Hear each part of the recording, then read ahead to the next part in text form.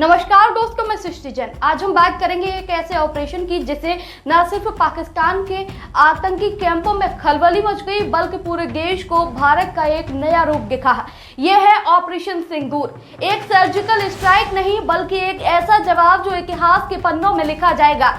7 मई 2025, एक ऐसी रात जब भारत ने अपने दुश्मनों के दिल में डर बिठा दिया। एक ऑपरेशन जिसका नाम था सिंदूर। न सिर्फ ये एक सर्जिकल स्ट्राइक थी बल्कि एक संदेश था कि भारत अब चुप नहीं रहेगा। लेकिन ये ऑपरेशन आखिर क्यों हुआ, इसका मतलब क्या है और इसके बाद आखिर क्या होगा, क्या कुछ बदलेगा? तो चलिए सब कुछ शुरू से शुरू करते हैं। 22 अप्रैल 2025 को जम्मू कश्मीर के अनंतनाग जिले में पहलगाम एक सुंदर पर्यटक स्थल जहां लोग अपने परिवार के साथ आराम से घूमने आते हैं, लेकिन इस दिन ये जगह एक खूनी हमले का शिकार बनी। लश्कर-ए-तैयबा और जैश-ए-मोहम्मद के आतंकियों ने एक टूरिस्ट ग्रुप पर हमला कर दिया।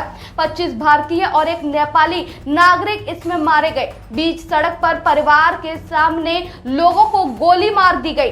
एक नाम याद रखिए, हिमांशी नरवाल। एक नई दुल्हन जिसकी शादी सिर्फ 6 दिन पहले हुई थी, उसका पति लेफ्टिनेंट विनय नरवाल, भारतीय नौसेना का एक अधिकारी, उसके हमले में शहीद हो गया। हिमांशी की वो तस्वीर जिसमें वो अपने पति के शरीर के पास बैठी है, उसका सिंदूर मिट चुका था। ये तस्वीर पूरे भारत को दिल छू गई। यह हमला सिर्फ एक घटना नहीं था, यह था भारत के अमन और शांति पर एक हमला और इसका जवाब देना जरूरी था।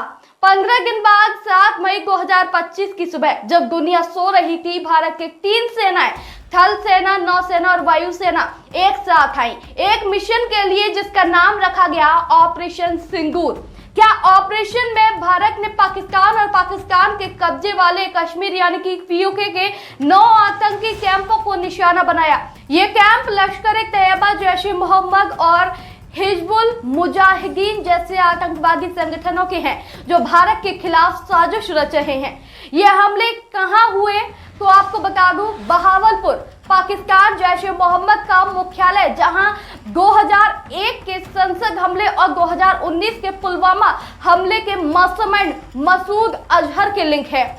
मुरीद के पाकिस्तान लश्कर-ए-तैयबा का बेस, जहां 26/11 मुंबई हमले के गुनहगार हाफिज सईद ने अपना नेटवर्क चलाया। तो वहीं मुजफ्फराबाद वो जगह जहां लश्कर और हिजबुल के प्रशिक्षण शिविर है, सबको तहस नहस कर दिया गया। कुल 9 लक्ष्य, जहां 4 पाकिस्तान के मुख्य भूमि हैं और 5 पीओके में। 70 से ज्यादा आतंकवादी मारे गए, 60 से ज्यादा घायल बताए जा रहे हैं। आतंकी समूहों की परिचालन क्षमता को एक बड़ा झटका लगा। लेकिन ऑपरेशन का मतलब सिर्फ ये नंबर नहीं है, इसका नाम और प्रतीकवाद एक अलग कहानी कहता है। आपको बता दूं, जो ऑपरेशन का नाम रखा गया है ऑपरेशन सिंदूर। सिंदूर एक शब्द जो हिंदू परंपरा में एक विवाह महिला के प्रेम, समर्पण और सुहाग का प्रतीक माना जाता है। लेकिन पहलगाम हमले में कई महिलाएं विधवा हो गई, उनका सिंदूर, उनका सुहाग छिन गया। प्रधानमंत्री नरेंद्र मोदी ने खुद इस ऑपरेशन का नाम सिंदूर रखा, उन विधवा महिलाओं के दर्द के लिए, उन्हें न्याय देने के लिए। लेकिन सिंदूर का एक और मतलब भी है। राजपूत और मराठा योद्धा अपने माथे पर सिंदूर का तिलक लगाते थे जब वो दुश्मन से लड़ने जाया करते थे। ये एक योद्धा का प्रतीक भी है, एक ऐसा योद्धा जो अपने देश के लिए अपना सब कुछ दे सकता है।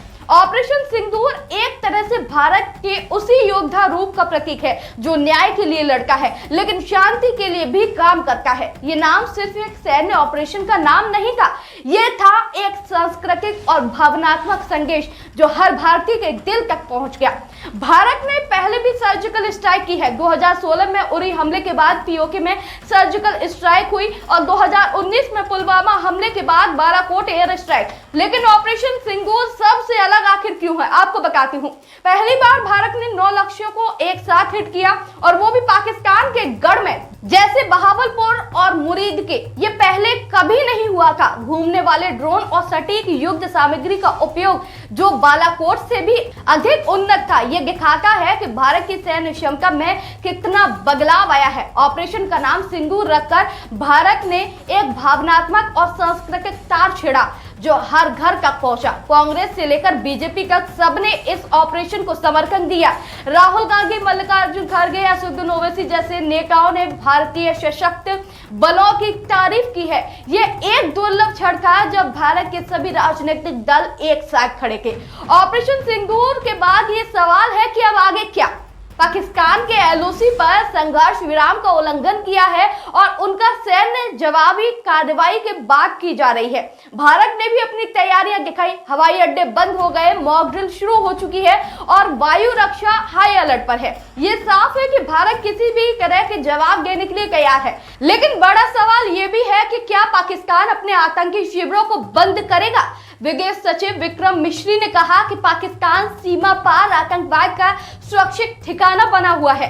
जब तक पाकिस्तान अपनी जमीन पर आतंक को पनाह देता रहेगा, क्या ऐसे ऑपरेशन रुकेंगे?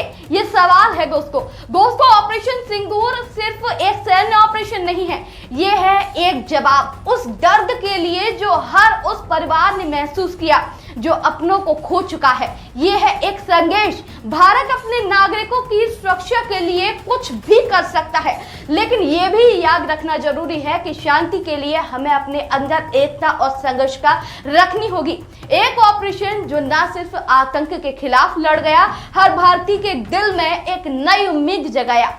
क्या लगता है आपको, क्या यह ऑपरेशन आतंकवाद के खिलाफ एक नया चैप्टर शुरू करेगा?